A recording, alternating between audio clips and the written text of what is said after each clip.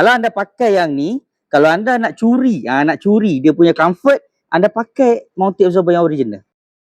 Hai T1 Minute hari ni. Okey, hari ni saya nak cerita pasal handling Pro 2 Myvi.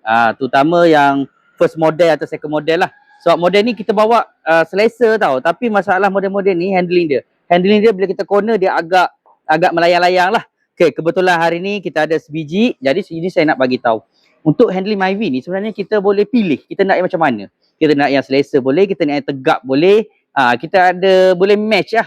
Okey. Contoh hari ni saya ni ada satu Myvi. Myvi ni tak silap saya first model. Okey. Myvi ni dia masalah absorber lah. Jadi kat sini kita nak customkan dia punya absorber ni sebab absorber dia rosak. Jadi kat sini saya nak bagi tahu. Kalau anda nak pakai kayu Batra RS ni, sebab ramai orang kata keras absorber ni kan. Sebenarnya absorber ni absorber heavy duty. Kalau anda pakai yang ni, kalau anda nak curi dia punya comfort, anda pakai mounting absorber yang original. Jangan pakai yang Alza. Kalau anda pakai yang Alza dia agak keras sikit. Lepas tu, ni tengok ni. Abang kita sedang buat ni. Kita pakai balik dia punya spring original. Untuk geng-geng Myvi lah.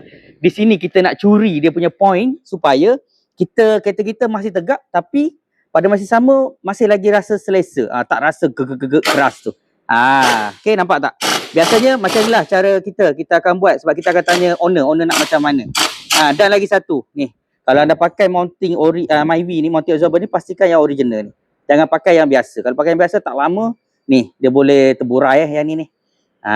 Jadi kalau siapa tak faham tak ada masalah, bawa je datang ke Fizi Motorsport. Kami bantu anda. Dapat hari ni settle.